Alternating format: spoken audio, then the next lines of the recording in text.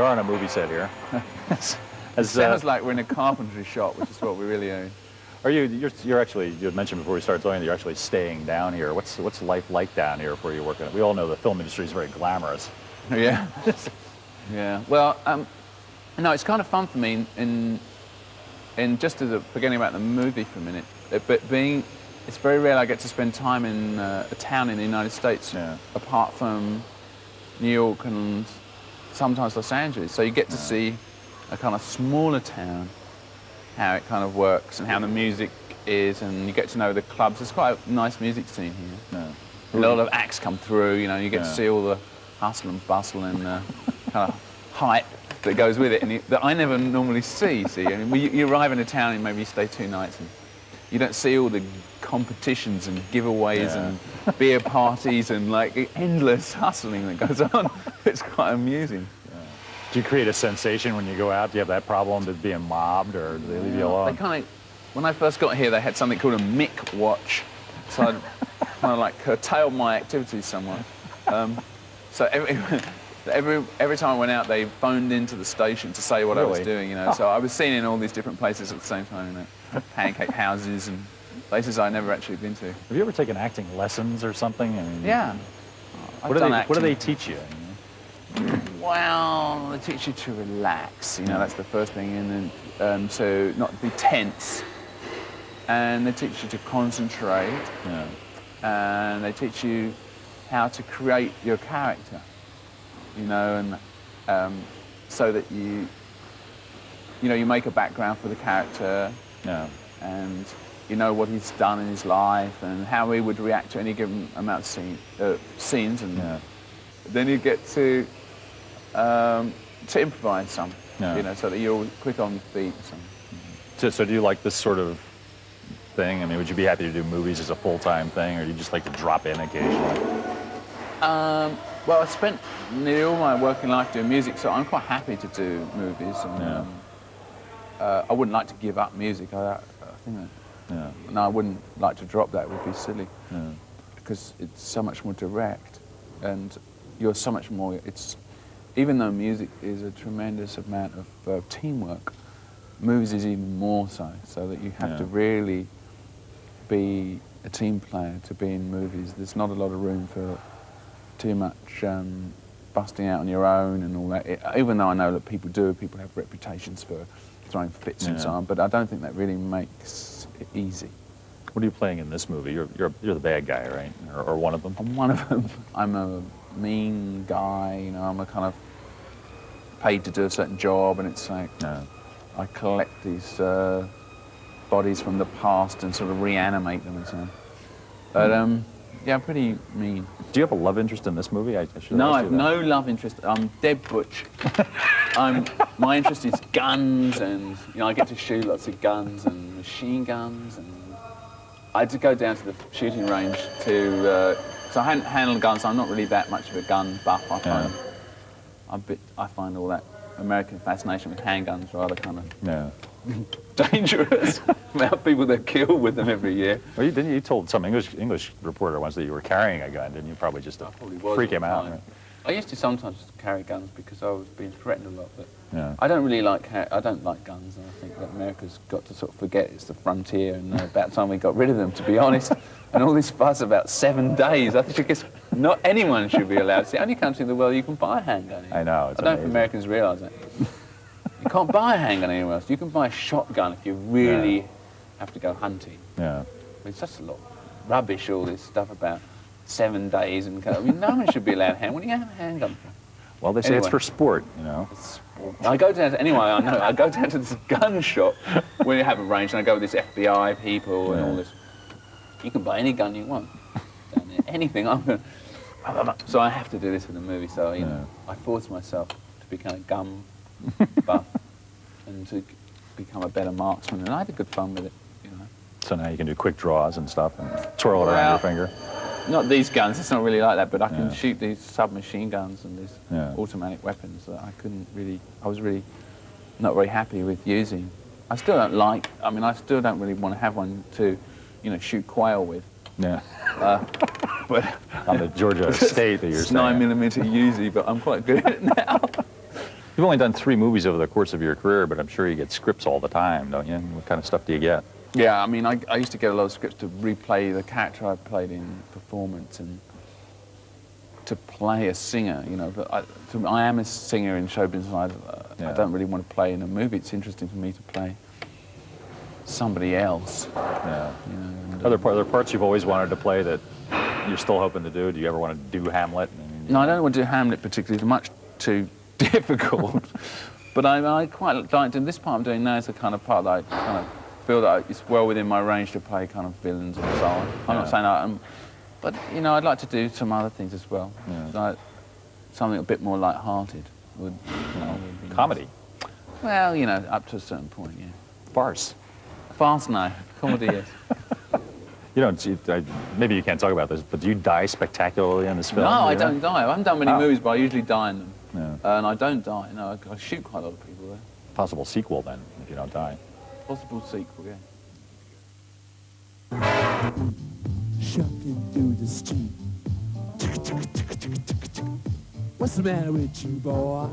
Where do you go after this when you finish this film? Are you going to go right back to songwriting or? I've been songwriting. Well, I'm always songwriting. I've been songwriting here. I've got a little kind of house in the garden where I'm banging away and got all the guitars and keyboards and machines. And Do you send Keith up like tapes every now and then? And I haven't actually sent him anything. I haven't got anything really worth sending up. I've got lots of fragments. But no, I've written quite a few fragments, but I've got to string them all together, and I need some time when I'm not actually working. Yeah. But will that be the next project, like another recording? Or? I don't know if we're, you know, I think we're going to do some solo music projects before we do another Stones album. Yeah. What did you think of Keith's last solo record? Did you ever get to sit down and listen to it?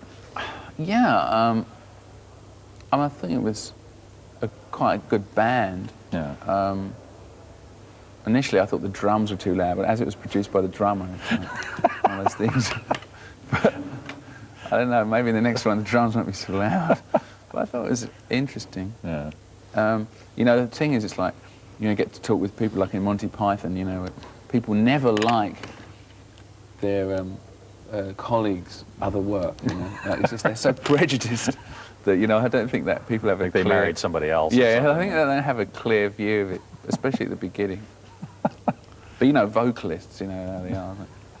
But, So you'll be doing another solo album of your own? well, actually, I'm not actually doing one at the moment. Yeah. But I know Keith is, and I don't expect the Stones to go into the studio quite yet. And we had a good, I feel that we had a really good period together. We were 2 years in that project, and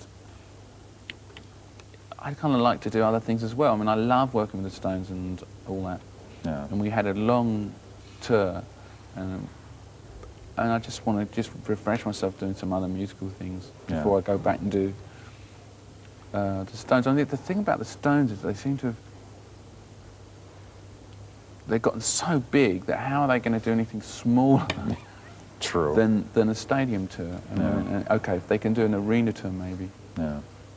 I don't know. Are you just like sort of? I say that, and then when the offers come in, you know, you have to do 10 Madison Square Gardens compared to one Shea Stadium or whatever the number. I mean, I mentioned the Stones is this enormous, just as a business enterprise, must have a life of its own, doesn't it? Yeah, it's gotten very large, and it's, in a way, it's kind of artificial to say, well, it's a club band, you can go into clubs. Yeah, you can, but how many people actually see the band? Yeah, true.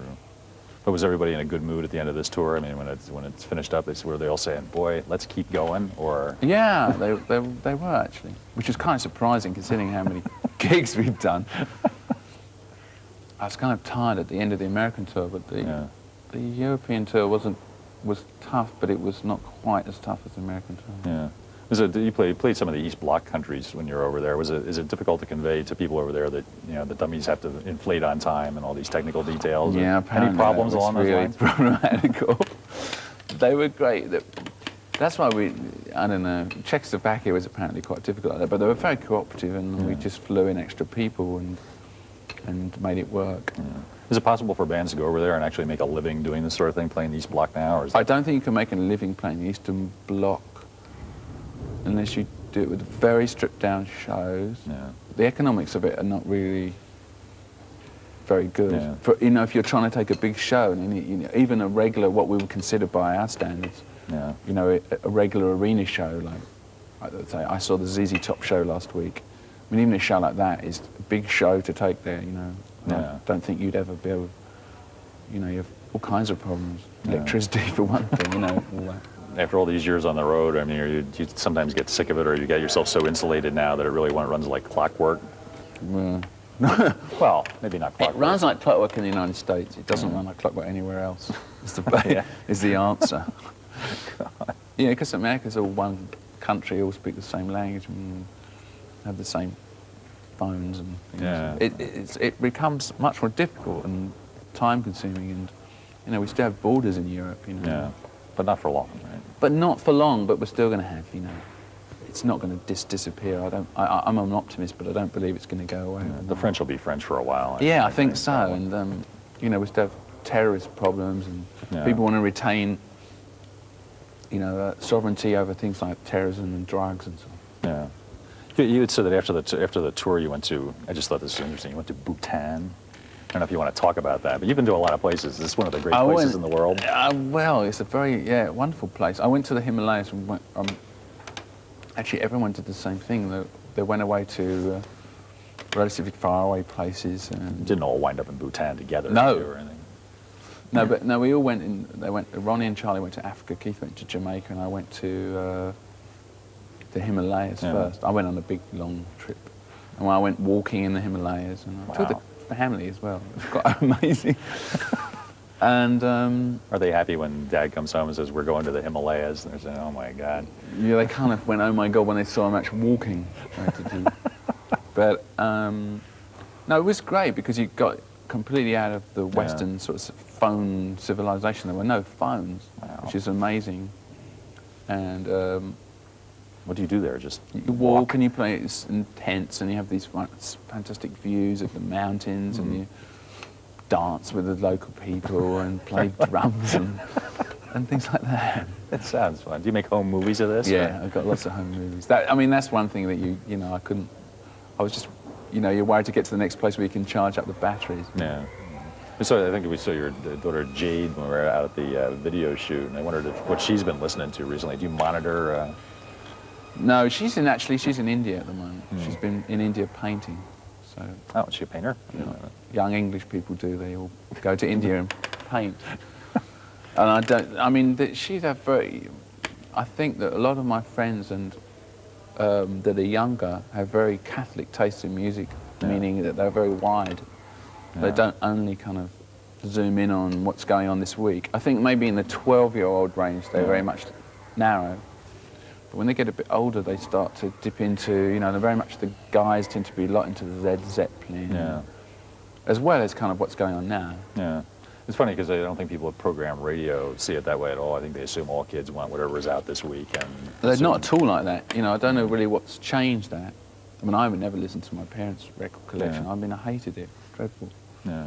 But they tend to know, you know, they know all about Bob Dylan and... Really? Hopefully a lot of it's new. Yeah. But a lot of it goes back, lots of reggae, lots of Bob Marley, all these things. Even though you never hear this stuff on the radio anymore. I mean, no, you hear it on classic rock stations and you hear it on college radio. Yeah. Do you notice in looking around at bands that are out today that there's a Stones influence there? I mean, you say, gee, we did that back in 1968. The thing is that do people listening to it know that, though, you know? Don't you think? Maybe they don't know. It's been done before. Conceivably don't. I think. Yeah, well, they can't expect them all to. I went to the ZZ Top concert and the Black Crowes were playing, which is a local band from Atlanta and Macon. And they're nice guys and they're very idealistic. Yeah. And sort of Stones, Faces-esque. You know, very Stones, 1972. And there's many others. I mean, there's some in England like that. Yeah. We played with, I can't remember their name, in Newcastle. Yeah. It was very similar to the Black Crowes. It was more the Faces than the Stones. But. Yeah. Yeah, when you meet these guys, do you ever have advice for them? I mean, you've kept the band together for like almost 28 years now. Do you say, I don't give them here's advice. how you do it? I don't give. Not if they ask for it, but they never take it. You know?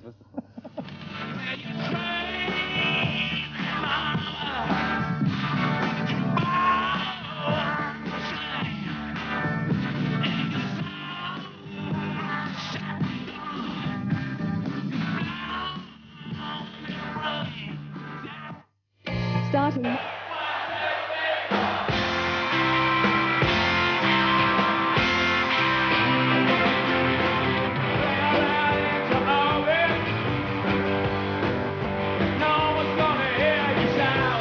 look at if you look back, and do you look at the Stones as very eras? rarely do. I mean, do you see the Brian era, like that? I don't really bother with all that. I'm really interested in the Rolling Stones now. Yeah. And though I mean I find it fascinating when I hear other people talking about it and other groups copying certain periods of the Rolling Stones. I don't find it very kind of interesting to look back too much. I mean, I'm not saying you can't ignore what you were and so on, but I think to sort of take all that stuff too seriously it's good to be there, but I'd rather be here. I mean, I'm glad that the Stones aren't labelled as a 60s band. Yeah, right. And I find increasingly that they're not. You know, I see all these shows, some of them on MTV, and they never actually include the Stones in all this kind of thing, because I don't know, they're just not completely trapped in there. No. And I think that's taken quite a lot of effort. Yeah. Because you made good three good albums in 3 different decades. Yeah, I mean, it's taken a lot of effort. I don't mean only just make it, most of the effort is doing the work, but it also takes a lot of effort to sort of throw those things aside when all these things come up and they want you to talk about it.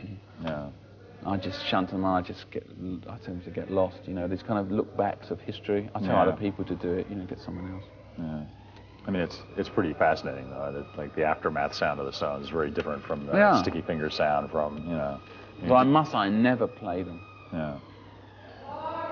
I listen to them if they come on the radio, but I won't go home and listen to them. I have to ask you about Bill Wyman, because I heard on the radio one day that he was out of the band. I couldn't imagine such a thing, but where do these stories come from, or is it true? Bill was having a sort of hard time, and his father died, and his marriage broke up, and he kind of got depressed, and then kind of my whole life.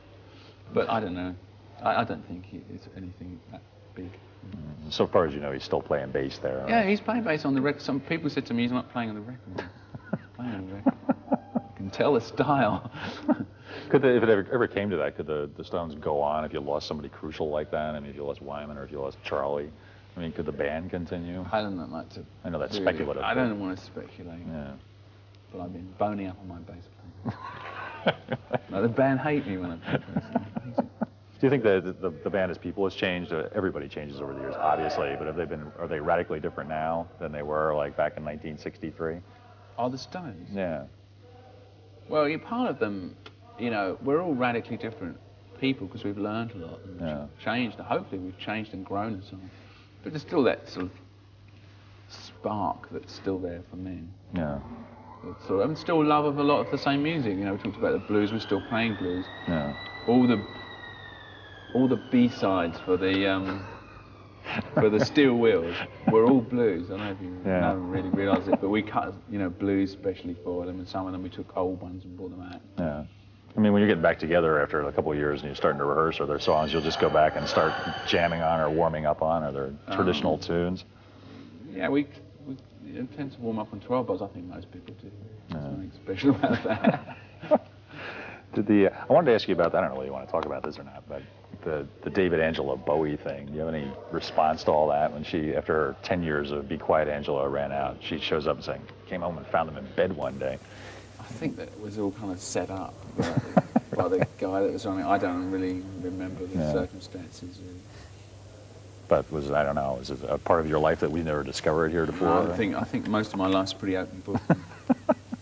I wonder if you have kept track of what's going on in the States right now with this politically correct movement, which seems to abridge on the right of free speech. In other words, you can't call people, not only can you not call people niggers or kikes or something like that, but you shouldn't refer to short people as short people. They're vertically challenged. And this all seems to be rooted in the universities. I mean, are you aware of this is going on? And if Well, so, it's been going on a long while. Yeah, I don't think you should be calling people names. No. Particularly. But I mean, it's like we have this really dumb thing in England where we can't use the word blackboard anymore. why is that? Well, because they say it offends black people. But that's why. Now that's quite serious. You think I'm joking, but Wow. they want to change. They want the word black male taken out of the language. Well, they want to stop saying things like there's a nip in the wind also Yeah. here in the States. So you can go obviously too far and it goes Yeah. to the fringe. But I don't think calling people names is really No. that wonderful. Are you an admirer at all of the First Amendment and the Constitution of this country at all, or do you prefer the parliamentary system? They both have their advantages. one of the great advantages of the parliamentary system, there's some voices in America that talk about it, you know, and they're never going to happen. But the president, you know, I don't know if you've ever seen this on cable television, but the Prime Minister in England has to answer questions every week to this braying group. It's quite funny if you can see it. Yeah, Seen it it's not the tame press like they have here in the States. It's not tame, and you know, it's like the president having to go in the house every week and have these people yelling at him. It kind of brings you down to size, I think. Yeah. I think, you know, the branches here can get kind of a bit cut off. I know then. Depends on the sensitivity, and also it depends how long a president's been in power. I think the longer you stay in power, it's like Mrs. Thatcher. The longer she stayed in power, obviously she was out of touch because she was making these politically incorrect moves, which weren't good for the country, but also weren't good for her. We're trying to get people to ask questions from Madonna. I wonder if you have any question you'd like her to answer. Like, do you ever wonder about her at all? Or? No. Do you ever think about her even once? It's hard not to think about her because she's on so many covers. I met her many years ago, and I quite liked her. Back in the roller skating days, probably. Right? Yeah, just after the roller skating. And she was just a long time ago. Yeah. She's changed immensely, I should think. Yeah. But she looks good in Vanity Fair. She does look good in Vanity Fair. I think we've seen enough of her naked by now, but... There's a lot of her naked. Yeah, there's a lot of her naked. But she's taking good care of herself. Can I have my lunch now? Yes, you can. Thanks. Well, now we're respected in society. We don't worry about the things that we used to be. We went back and stand with the president. It's just a problem, sir, but it can be better.